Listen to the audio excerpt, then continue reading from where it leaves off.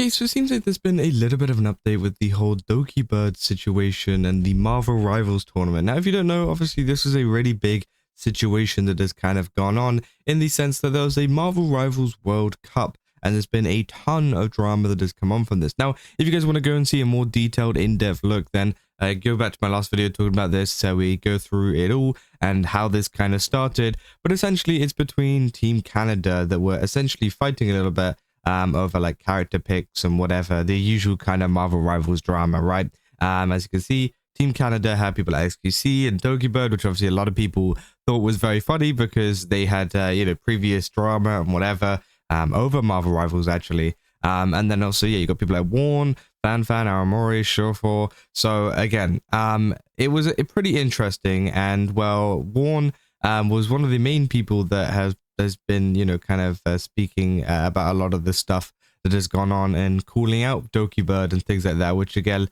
I thought was pretty interesting, as well as more so Aramori and some of the other people. But he did mention Doki Bird a couple of times, which I thought was a little bit weird, because I don't think she really did much. But yeah, of course, a lot of people have been pretty unhappy with that and have been kind of responding to the clips, right? And well, it seems that Doki Bird has actually responded to this kind of situation on her stream with this one clip here, which I thought was pretty interesting. So let's take a look, and then obviously we'll talk about it. I woke up, I was like, what happened? Like, I felt like I was Troy from Community, and I'm just like, I got pizza, guys. But then they like dragged me into the fight too, and I'm like, what did I do? I'm just a little guy.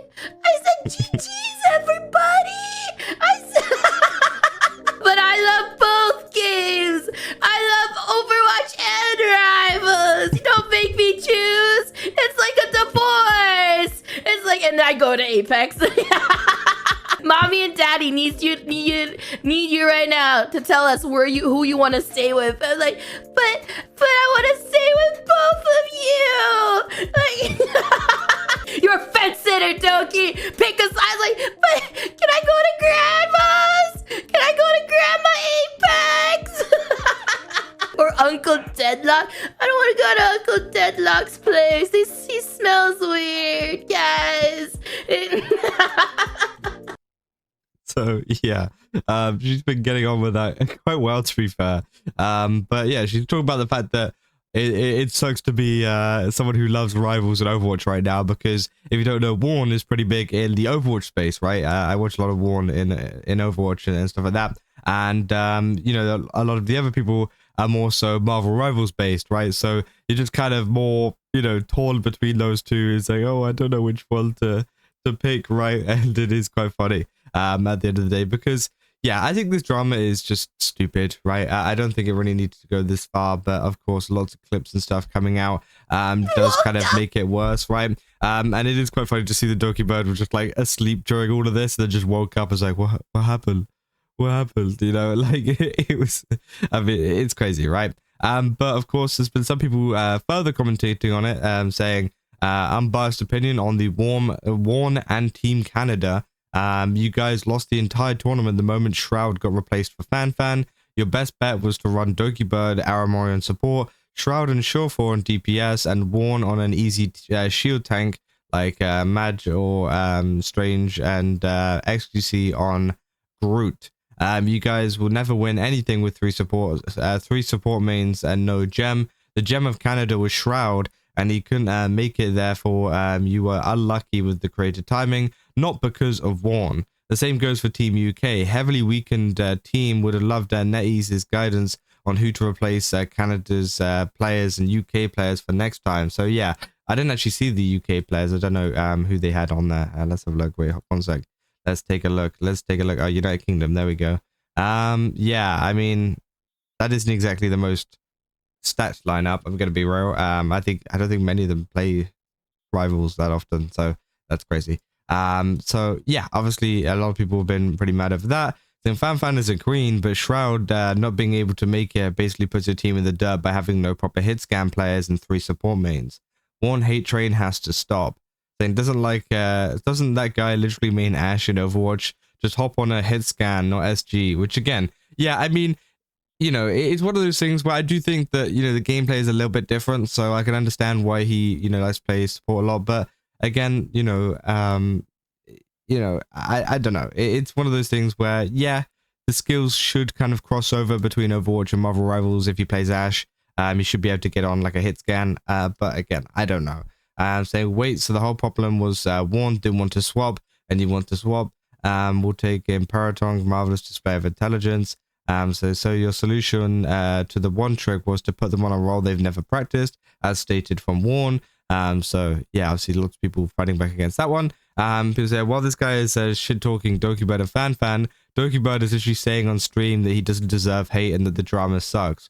Warn is a blank. So yeah, I think it is interesting as well. You know, obviously Dokibird seems to be nice, you know, to all of them. I don't think she's done anything, but obviously, yeah, this clip has gone around of him essentially saying, oh, well, Aramori, Dokibird, and Fan were in this last one. And he said that me and XQC have won tournaments before like this.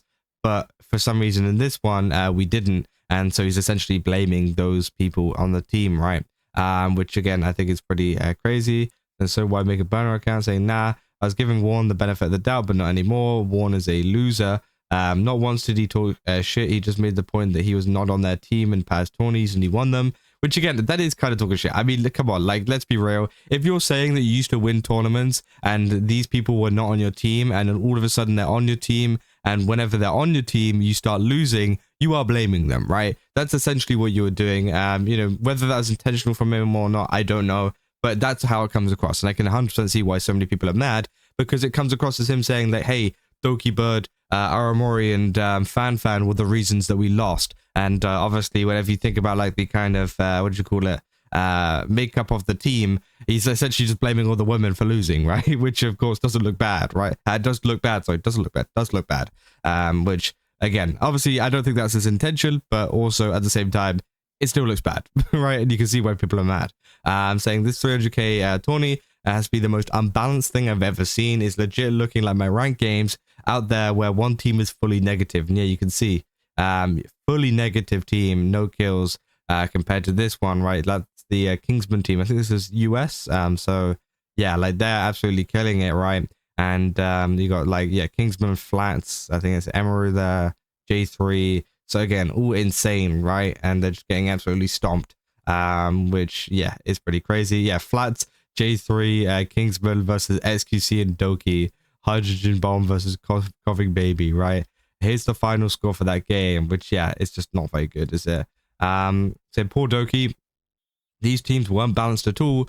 Why are Flats, J3, and Kingsman all on one team? It's stupid. Now, it is due to the fact that it is a World Cup, right? You can't necessarily put these people all on different teams, but I do think there should have been some balancing maybe done by NetEase and Marvel Rivals to make sure that the teams were a little bit more fair. Now, again, maybe that would be like kind of ruining the spirit of things, I guess, right? Because, of course, you know, if a country, for example, the US has better players, then, well, yeah, that's gonna, you know, result in them getting better results. And that's how it kind of works, you know, in real life, in like football World Cups and stuff like that, right? They have the better players, they're gonna win the World Cup, right? That's essentially it. But I do think that, you know, I don't know, whenever it comes to like a more creator-based tournament, maybe there should be some changes to balance things out a little bit. I don't know, but I don't know. It's interesting, right? And of course, we can continue on. Saying extremely weird to bring Fan and Doki Bird into this when Aramori is the only one who's in drama with him,